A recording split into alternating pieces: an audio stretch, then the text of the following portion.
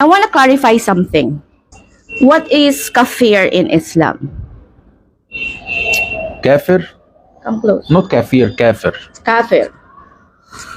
Kafir is disbelief or non-belief, non-believers. Like if someone doesn't believe in Islam or the religion or the Prophet or the Quran is considered kafir. Kafir in Arabic, in English is disbeliever or non-believer. Okay. But in Quran refers to Christian and Jews as Ahl al-Kitab, right? When Allah talk about the Christians or the Jews, He always mention them as Ahl al-Kitab or the people of the book. Okay. But overall, They consider kafir. okay, anyone who are non-Muslims are kafirs. Yeah, they consider kafir, yes. But it's not a bad word. The kafir mean, Let me hold it. okay. Kafir, I mean, it's not curse. But also we are not allowed to say that someone who doesn't believe in our religion, enter kafir, you are kafir. Prophet Muhammad never said that to anyone. But in the law, yes, they consider kuffar or kafir. Okay. In Christianity, we also have their unbeliever is someone who does not believe in Christian faith. So it means, as a Christian, we see unbelievers as kafir also, right? I also don't mind that. I'm kafir with this.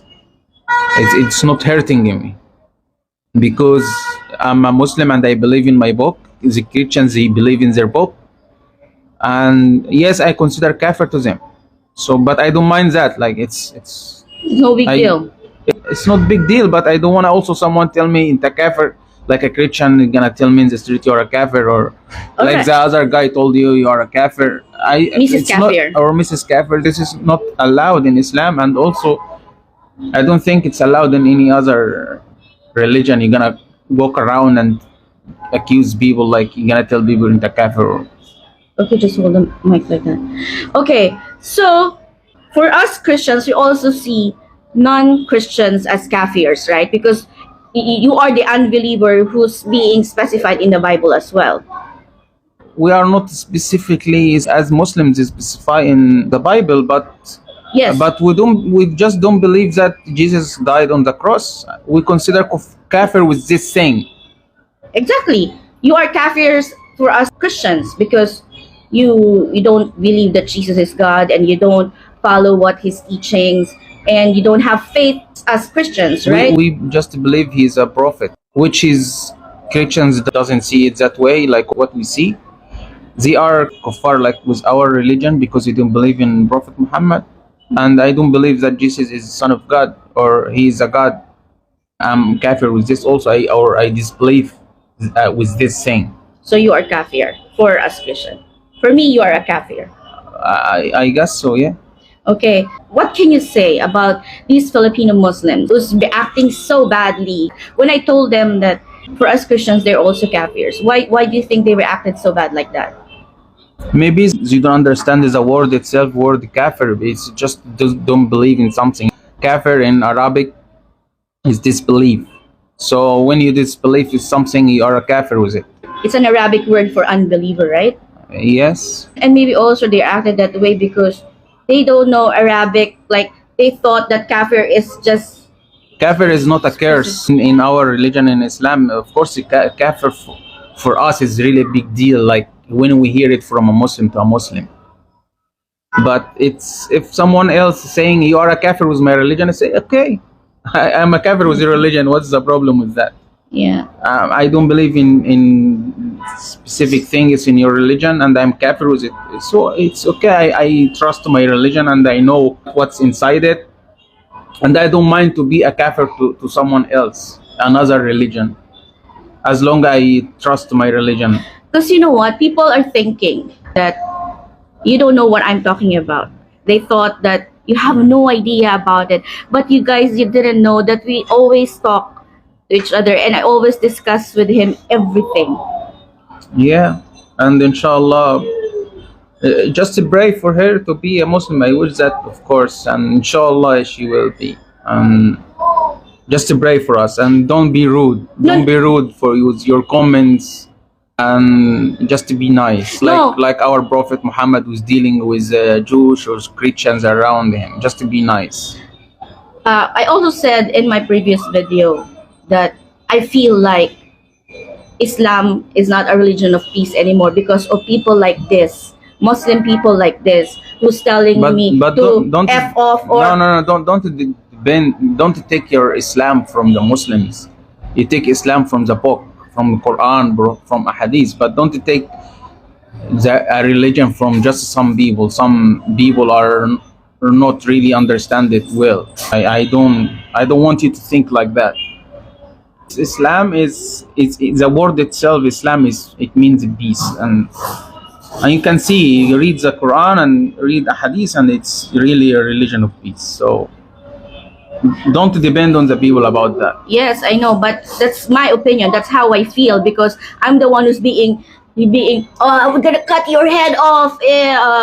Like they're cursing me and they're saying bad words just because I said wearing hijab is a choice. Guys, don't be like that, please. We're seeing so many Muslims outside reverting to Islam because of someone, a Muslim guy, deal with them with nice way or answers them nice way or smiling, just smiling. But with your act, you just making people feel bad about Islam. And by the way, also here in Egypt, 90% are Muslims, right? Majority here are Muslims, and there are only certain percentage of Christians. You know, Orthodox Christian here are referring to Muslims as kuffar, right? Yes, I heard some priests saying like we consider kuffar to them. Yes. And this is not really a bad thing. I don't care about that because I just care about my religion. I'm just trying my best to follow Prophet Muhammad and read Quran, and that's all I care about. Okay, when those Muslims heard what the Christians here are saying to them, did they say we're gonna cut your or we're gonna? No one is saying here to someone else in the kafir like this direct way. It's just we're talking about like religion. Like we're talking about, you consider kafir to me, yes, and you consider kafir to me like that. But we're not saying to each other in the kafir. It's rude to be like that. It's rude and it's not good. And some of them are saying, remove your hijab, remove the cover in your hair. It's not good for you. You know what? Here in Egypt, when they see people, non-Muslims, who's wearing hijab or who's being modest, they are happy. Of course. They're saying mashallah and everything like that. Not like this, not like what you're saying. Modesty is not just in Islam, it's all religion. As Muslims, all religion, like the Torah or Injil or Quran, all for us as a Muslim, it's all one religion. You want to find a religion like telling you is okay or get naked, or no, all religions call for modesty, for respect. Don't hurt other persons with your talk. Be nice. Smiling is sadaqah in Islam. Like just smiling is a very good deed in Islam. And they're saying that I am confusing people because I am wearing head cover. Why there is none also wearing some kind of hijab? And also Sayyidah Maryam, they always show it as wearing hijab. What's wrong with that? I don't see any wrong thing with this. Okay, last. When I said wearing hijab is a choice, is it bad? Wearing hijab is obligation from God, as if not innocent. Like Allah is ordering us not to innocent people, but some people will someone other. He choose to someone, even if it's Allah obligate him not to, but he choose to do it. Also, the person or the Muslim girl choose not to wear hijab, she will also have sin for it. But it's still her choice to do it. What if a Muslim girl remove her hijab and walk in the street? What are you gonna tell her? She choose to do that, even if she knows that she's gonna be sin. So I think it's clear why you are confused about that. A lot of Muslims drink alcohol, even if it's haram. He choose to do that.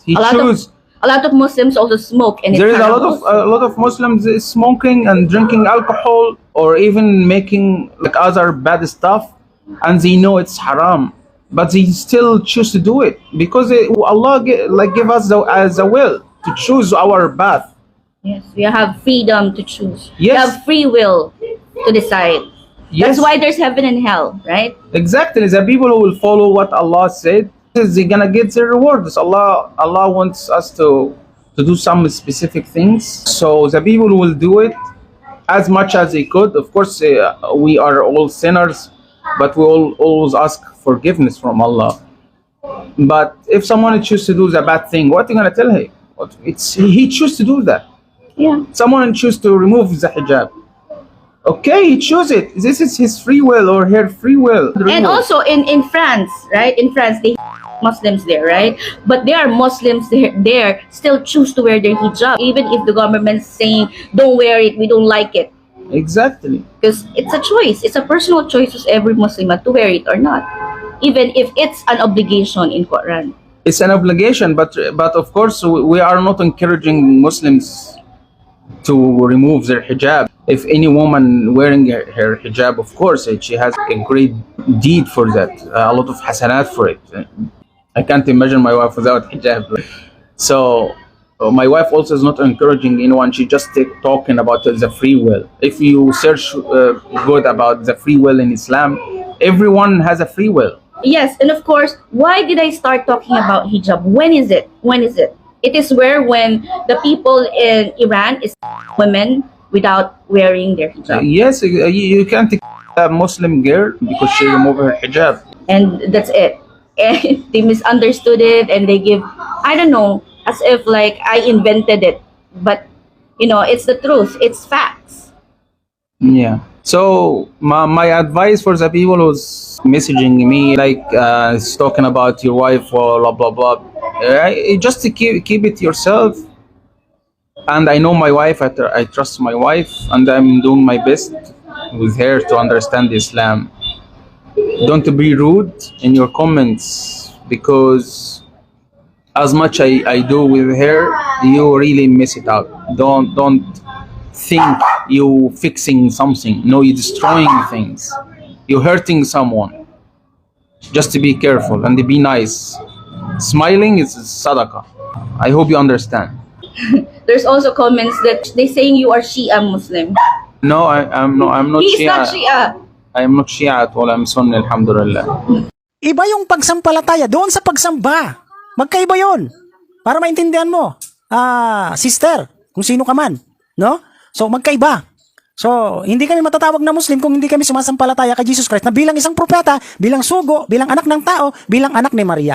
Christian is followers of Christ, hindi po worshipers, hindi po tagapagsamba ni Jesus Christ. Kaya yung pagsampalataya, pananampalataya kay Jesus Christ, na sinasabi niya na hindi daw ang Muslim sumasampalataya, doon pa lang nagkakamali na po siya. Maling-mali.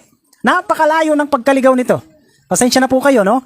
Na hindi niyo po ba alam na hindi kami matatawag na Muslim? Ewan ko kung yung asawa mo na yan, kung itinuturo mo, hindi ko pa nakita yung asawa niya, yung sinasabi nila, no? Hindi ko alam kung nasaan din to, yung babae na ito, no? So, hindi ko alam bakit pinapayagan ito ng kanyang asawa na magsalita ng mga walang kakwenta-kwenta, tapos Muslim pa siya. Kung Muslim siya, dapat hindi niya pinapahintulutan yung kanyang asawa na magganyan, no? Ewan ko lang, no? Kung mahal niya yung pananampalatayang Islam. A'udhu billahi minasyaitanir rajim. Bismillahirrahmanirrahim. Salatu wassalamu ala asrafil anbiya wal mursalin. Nabiina Muhammad wa ala alihi wa sahbihi wa man tabi'ahum ila yaumiddin, amma ba'd. Assalamualaikum warahmatullahi wabarakatuh. Sa ngalan ng Allah, ang mahabagi ng pinakamaawain ng lahat ng pagpupuri pasasalamat ay sadyang nauukol lamang sa nag-iisang Panginoon na Panginoon ng lahat ng mga nilalang at may kapangyarihan sa lahat ng bagay na walang iba kundi ang Allah subhanahu wa ta'ala. Alhamdulillah po. At kamusta po kayo? At naway nasa mabuti kayong kalagayan at syempre tuloy pa rin ang fasting natin bukas, no? Friday, at ang atin pong Eid ay sa Sabado, no? Ito po ay sa 22 ng April 2023, no? Sa lunar calendar, yung Hijri calendar, no? At sa Saturday pa po papatak ang Shawwal, no? So, inshallah po mga kapatid, naway dalangin ko po sa Allah naway tanggapin ang mga mabubuting gawa natin mula sa inyo at sa akin at sa atin lahat, at patawarin lahat ng mga masasama nating nagagawang pagkakasala. Allahumma amin. Mga kapatid, meron po akong gustong talakayin lamang, no? Ito po ay patungkol po sa isang babae na hindi naman Muslim, no? Ito po ay hindi Muslim na nakahijab daw at siya po ay may asawa daw na Pakistani, no? Nagtataka ako, no, kung bakit naging asawa ito ng Pakistani, no? Pasensya na po kayo, hindi ko po kilala ito, no? Itong sinasabi nila. Pero marami daw marami na mga video na mga ginagawa na patungkol sa Islam na tinatalakay niya na wala naman siyang sapat na kaalaman at hindi naman siya Muslim, no? Unang-una, wala siyang karapatan na talakayin ng pananampalatayang Islam na hindi niya naman alam. Wala siyang kaalam-alam sa Islam, no? Saka hindi siya Muslim, no? Ewan ko lang kung tinuturuan to ng kanyang asawa na yung kanyang ginagawa ay pinagbabawal sa Islam, no? At nakita ko po, ni-review ko po yung kanyang halos nasa 3 minutes yung pinanood ko na video. Ay, talagang natatawa ako doon sa kanyang mga sinasabi, no? Ewan ko na lang kung sinong maniniwala diyan sa kanyang mga sinasabi, no? Payo ko lang to kaya doon sa isang babae na nagba-vlog na nagpapaliwanag ng Islam patungkol kay Jesus Christ, patungkol kay Propeta Muhammad, patungkol sa Islam. Wala po kayong sapat na kaalaman, no? Sa Biblia nga hindi niyo alam. Tatalakayin niyo pa yung pananampalatayang Islam, no? Wala po kayong karapatan, no? Sa mga kababayan din po natin na nakakapanood na doon sa mga kanyang sinasabi na malayo sa katotohanan, halata natin ligaw na ligaw talaga, no? Sana po gabayan ka ng Panginoong Allah. Gabayan ka ng tunay at dakilang tagapaglikha na tunay na Panginoong Diyos na walang iba kundi ang Allah, no? Patnubayan ka nawa.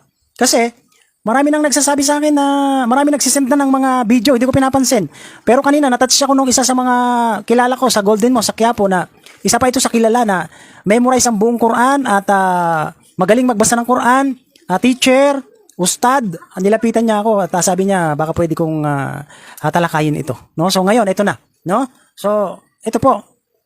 Unang-una, ni-review ko po yung kanyang video. Sinabi niya doon, yung ibig daw sabihin ng kafir, yun sabi niya kafir, na ibig sabihin ay hindi nananampalataya hindi nananampalataya kay Jesus Christ. So dito pa lang, mali na kaagad. Una, hindi naman sinabi doon na sumamba kay Jesus Christ. Kasi tama naman pag sinabi mong Christian is followers of Christ, hindi po worshipers, hindi po tagapagsamba ni Jesus Christ. Kaya yung pagsampalataya, pananampalataya kay Jesus Christ, na sinasabi niya na hindi daw ang Muslim sumasampalataya, doon pa lang nagkakamali na po siya. Maling-mali. Napakalayo ng pagkaligaw nito. Pasensya na po kayo, no? No, na hindi niyo po ba alam na hindi kami matatawag na Muslim? Ewan ko kung yung asawa mo na yan, kung itinuturo mo, hindi ko pa nakita yung asawa niya, yung sinasabi nila, no? Hindi ko alam kung nasaan din to, yung babae na ito, no? So, hindi ko alam bakit pinapayagan ito ng kanyang asawa na magsalita ng mga walang kakwenta-kwenta, tapos Muslim pa siya. Kung Muslim siya, dapat hindi niya pinapahintulutan yung kanyang asawa na magganyan, no? No? Ewan ko lang, no? Kung mahal niya yung pananampalatayang Islam, no? At alam naman po natin na pinagbabawal yan sa Islam. So, yung salitang pananampalataya kay Jesus Christ, sumasampalataya po kami. Yun nga lang, hindi kami sumasamba. Kasi mali po yung pananampalataya doon sa pagsamba, magkaiba yun. Pag sinabing sumasampalataya, kahit kami mga Muslim, sumasampalataya din kami kay Jesus, kay Virgin Mary, kay Noah, kay Abraham, kay Jesus Christ, kay David, kay Solomon, kay Propeta Muhammad, sumasampalataya kami. Pero, iba yung pagsampalataya doon sa pagsamba. Magkaiba yun. Para maintindihan mo, sister, kung sino ka man, no? So, magkaiba. So, hindi kami matatawag na Muslim kung hindi kami sumasampalataya kay Jesus Christ na bilang isang propeta, bilang sugo, bilang anak ng tao, bilang anak ni Maria, no? Hindi siya Diyos, hindi siya kapantay ng Diyos. Yan po si Jesus Christ. Nakasulat po sa Biblia, no? Ako po ay isa pong balik Islam, no? Nag-aral po ng 27 Biblia at ang Biblia ko po rito ay nasa 30 Biblia, no? So, hindi ko minamalitang kaalaman ito kaya natatawa ako nung pinapanood ko to. Napamakiti ako, sabi ko, sino ba itong nagpapaliwanag ng Islam patungkol kay Jesus Christ, patungkol kay Propeta Muhammad? Na wala namang kaalam-alam. At hindi pa Muslim. No? So, pasensya ka na. Okay. Tapos, tinalakay niya pa yung kafir. Yung sabi niya, yung kafir daw, hindi daw nananampalataya kay Jesus Christ. Hindi nananampalataya sa pananampalatayang Kristyanismo. Sa kanyang pananampalataya. Saan po mababasa doon sa Biblia? No? Saan po mababasa na yung sinasabi mong kafir na hindi nananampalataya ay hindi maliligtas at hindi naniniwala kay Jesus Christ. No? So, kita nyo, tingnan nyo, yung kanyang sinasabing mali. Di ba? Hindi lang mali, sobrang maling-mali. No? Kaya tinawag yan na kafir. Yung mga, actually, yung mga tinatawag na kafir, halimbawa, itong sa babae na yan, kay, sino ba to? Ano ba to? Yung hadisiya na to. No? Yung hadisiya. Halimbawa, yung asawa niya, dinawaan siya ng dinawaan, pinarating sa kanya yung Islam, naging maliwanag sa kanya, totoo, napatunayan niya na ang Islam, ito ang totoo, ang Allah, tunay na Diyos, si Jesus Christ, propeta, sugo. Naging maliwanag sa kanya. So, hindi niya tinatanggap. Tapos, patuloy pa rin siya doon sa pagsamba kay Jesus Christ, pagsamba sa hindi tunay na Diyos. Samantalang maliwanag na sa kanyang isipan at puso na ang tunay na Diyos ang Allah. Si Jesus Christ ay propeta, anak ng tao, anak ni Maria. Si propeta Muhammad ay huling sugo, propeta ng Allah. Kapag yan ay naging maliwanag na sa kanya, doon tatawagin ang tao na isang kafir. No? Hindi yung tatawagin mo kagad yung tao kahit hindi Muslim, kafir yan. Hindi. No? Yung mga taong hindi sumampalataya, yung mga tao na kung saan dumating sa kanya ang maliwanag na aral ng Islam at tinanggi niya, hindi niya pinaniwalaan, itinakwil niya, o yun ay matatawag na kafir. No, kaya sino tong babae na ito na nagpapaliwanag ng Islam na ay wala namang kaalam-alam ito? No? Kaya, pasensya ka na, no? Malabo po yung mga pinagsasasabi mo. Ligaw ka na nga, inililigaw mo pa yung sarili mo, nandadamay ka pa ng ibang tao. No? Tapos pakikialam mo pa yung Quran, si Propeta Muhammad, no? Ang Islam, no? Sa sinabi pa niya na hindi sabi pa niya na kafir pag ngi-insulto daw. Paano pag ngi-insulto? Pag sinabi mo kasing kafir, kaya siya naging kafir kasi hindi siya sumasamba doon sa tunay na Diyos. 'Di ba? Kaya paano masasabi na si Jesus Christ ay tunay na Diyos samantalang nagtuturo siya na may tunay na Diyos? Ikaw naman iba yung tinuturo mo. Ligaw ka na nga, nagliligaw ka pa ng ibang tao. Samantalang, basahin mo yung Juan 17:3, Marcos 12, talatang 29, Juan 8:40. Yan ang maliwanag. Sa Quran, lalong mas maliwanag. Na ano? Sinabi ni Jesus Christ, siya'y alipin, siya'y sugo, siya'y propeta ng Allah. Sinabi nga niya, kala inni, kakasilang pa lang niya. Kala inni, Abdullah at aniyal kitab, ja'ala ni nabiya. Ito yung sinabi ni Jesus Christ. Isa alayhi salam, katotohanan ako'y alipin ng Allah, ako'y hinirang niya. Bilang isang propeta, binigyan niya ako ng kasulatan. Yan ang maliwanag eh. Sa Juan 17:3, tinuro ni Jesus Christ kung paano tayo makapasok sa paraiso. Magkaroon tayo ng buhay na walang hanggan.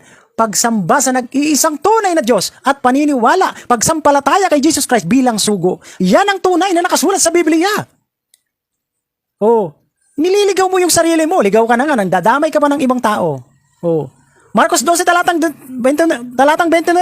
Tinanong siya ng mga tao, ng mga maaalam ng panahon ni Jesus Christ. Sinagot siya.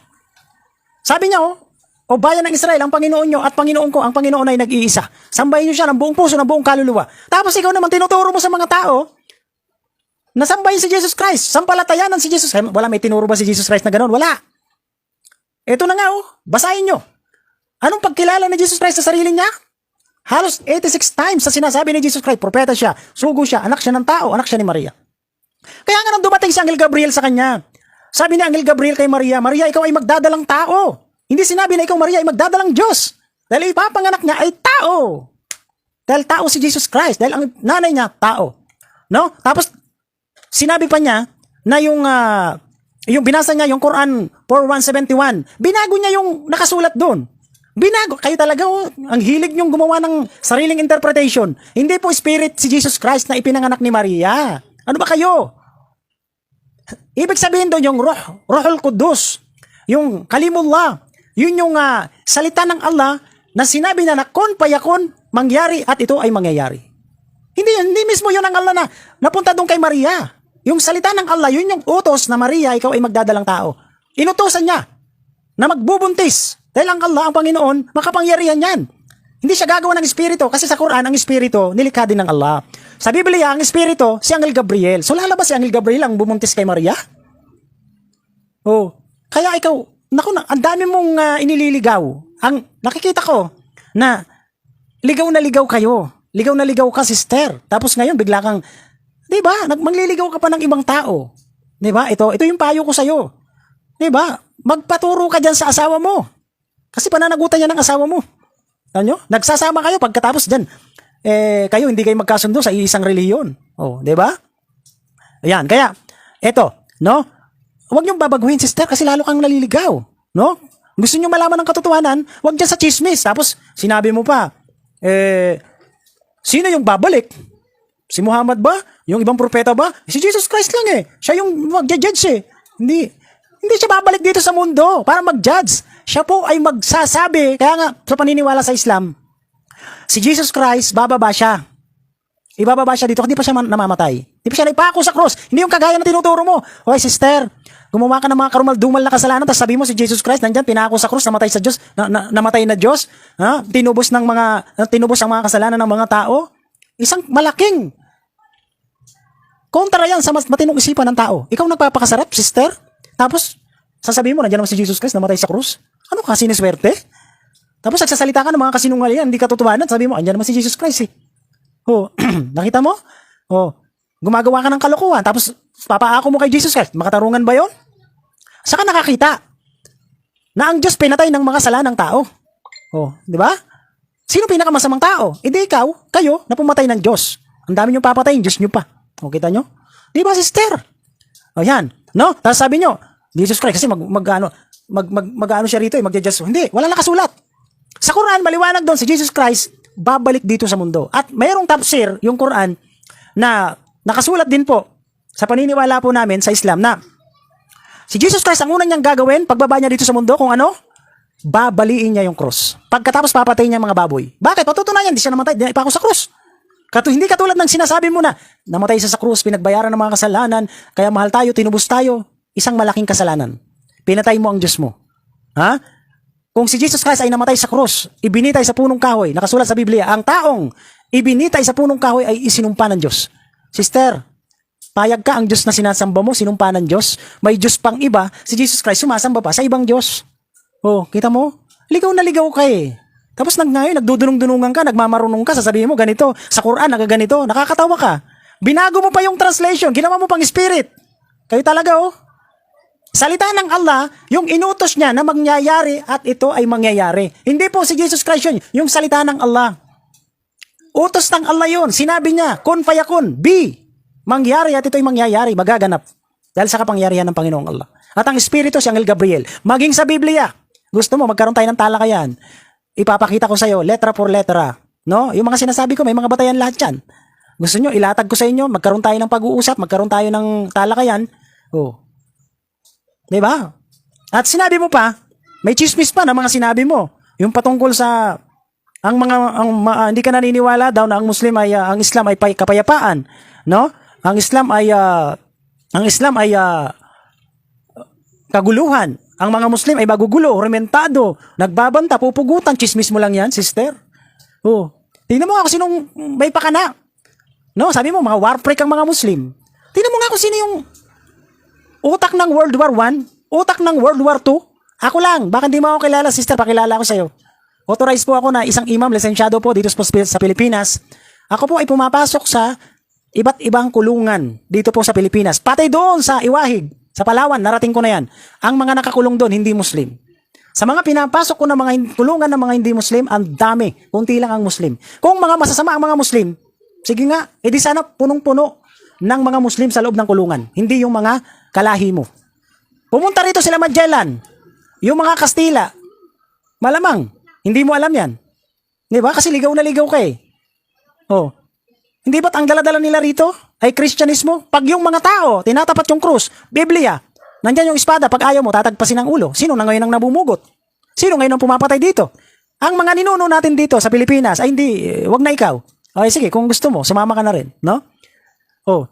Ang mga ninuno natin sa Pilipinas ay mga Muslim. Hindi mga Kristiyano, kasi mga Kristiyano dumating lang dito. Oh, dala-dali nila yung krus, espada, Biblia, kanyon, barel. At ang Pilipinas, binenta pa ng mga Kastilang yan ng $20 million. Kita mo? At sabihin mo, mga Muslim mga war freak, oh, kita nyo? Manood nga lang kayo kay Rafi Tulfo. Sino mo? Kung sino yung mga bida doon, di ba kayo? Oh, di ba? O ngayon, sino ngayon ang, kanino ngayon bumabalik yung mga sinasabi mo, sister? Di ba? Kasi wala kang alam. Huwag mo talakayin yung mga bagay na wala kang alam. Di ba? So, nililigaw mo lang yung sarili mo. Di ba? So, yan, no? So, kawawa yung asawa mo. No? Naaawa ko. Naaawa kami. Di ba? Pasalamat ka, Muslim yan. Dahil alam mo, yung sinasabi mo na war freak ang mga Muslim, masasama yung mga Muslim. No? Ano mo? Pasalamat ka, Muslim yan asawa mo. Dahil kung hindi Muslim yan, malamang, matagal ka nang tumigil dyan sa pagbablog mo na yan ng mga kasinungalingan mo. Dahil Muslim siya, o pinapabayaan ka niya. Kung yan ang gusto mo, sige. Kahit magsalita ka ng kasinungalingan. Importante, nadawahan ka na siguro ni brother na iparating na sa iyo ang tunay na katuruan ng Islam.